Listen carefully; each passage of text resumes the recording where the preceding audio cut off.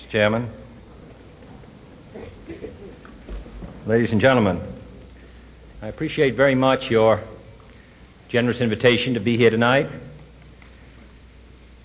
You bear heavy responsibilities these days, and the article I read some time ago reminded me of how particularly heavily the burdens of present-day events bear upon your profession.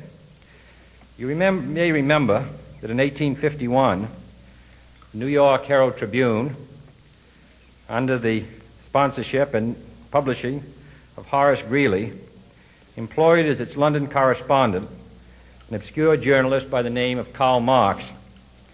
We are told that foreign correspondent Marx, stone broke, and with a family ill and undernourished, constantly appealed to Greeley and managing editor Charles Dana for an increase in his munificent salary of $5 per installment, a salary which he and Ingalls ungratefully labeled as the lousiest petty bourgeois cheating. But when all his financial appeals were refused, Marx looked around for other means of livelihood and fame, eventually terminating his relationship with the Tribune and devoting his talents full-time to the cause that would bequeath to the world the seeds of Leninism, Stalinism, revolution, and the Cold War. If only this capitalistic New York newspaper had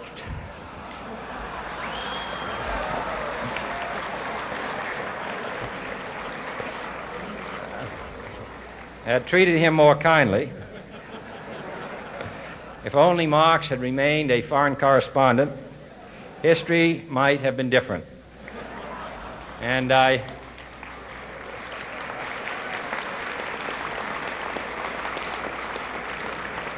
I hope all publishers will bear this lesson in mind the next time they receive a poverty-stricken appeal from a small increase in the expense account from an obscure newspaper man.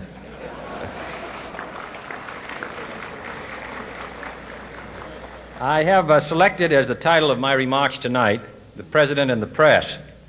Some may suggest that this would be more naturally worded, "The President versus the Press," but those are not my sentiments tonight. It is true, however, that when a well-known diplomat from another country demanded recently that our State Department repudiate certain newspaper attacks on his colleagues, it was unnecessary for us to reply that this administration was not responsible for the press, for the press had already made it clear that it was not responsible for this administration.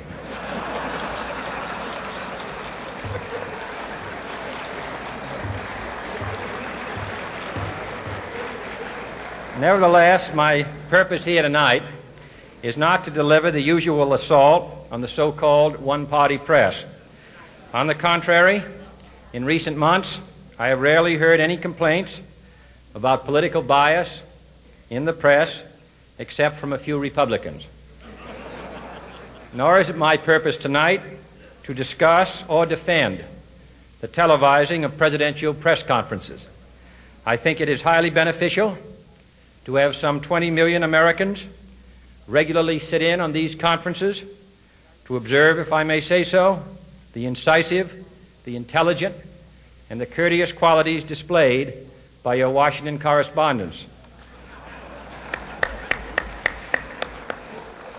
Nor, finally, are these remarks intended to examine the proper degree of privacy which the press should allow to any president and his family. If, in the last few months, your White House reporters and photographers have been attending church services with regularity,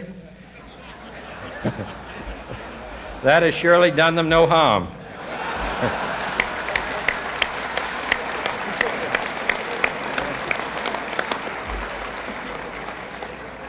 On the other hand, I realize that your staff and wire service photographers may be complaining that they do not enjoy the same green privileges, the local golf courses, which they once did.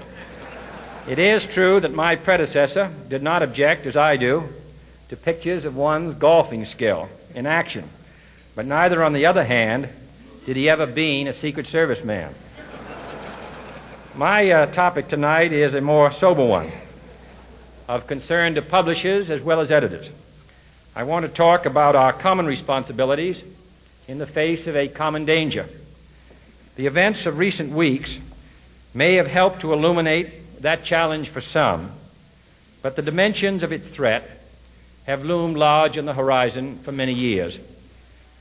Whatever our hopes may be for the future, for reducing this threat or living with it, there is no escaping either the gravity or the totality of its challenge to our survival and to our security, a challenge that confronts us in unaccustomed ways in every sphere of human activity.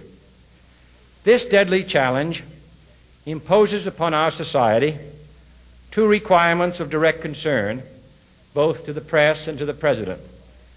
Two requirements that may seem almost contradictory in tone, but which must be reconciled and fulfilled if we are to meet this national peril. I refer first to the need for far greater public information, and second, to the need for far greater official secrecy.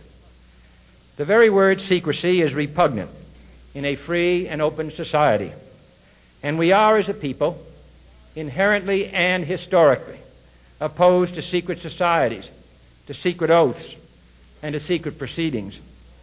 We decided long ago that the dangers of excessive and unwarranted concealment of pertinent facts far outweighed the dangers which are cited to justify it. Even today, there is little value in opposing the threat of a closed society by imitating its arbitrary restrictions. Even today, there is little value in ensuring the survival of our nation if our traditions do not survive with it. And there is very grave danger that an announced need for increased security will be seized upon by those anxious to expand its meaning to the very limits of official censorship and concealment. That I do not intend to permit to the extent that it's in my control. And no official of my administration, whether his rank is high or low, civilian or military, should interpret my words here tonight as an excuse to censor the news, to stifle dissent, to cover up our mistakes, or to withhold from the press and the public the facts they deserve to know. But I do ask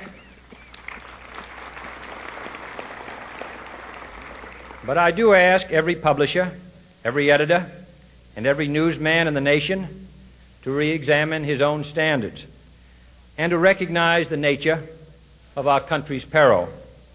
In time of war, the government and the press have customarily joined in an effort based largely on self-discipline to prevent unauthorized disclosures to the enemy. In times of clear and present danger, the courts have held that even the privileged rights of the First Amendment must yield to the public's need for national security.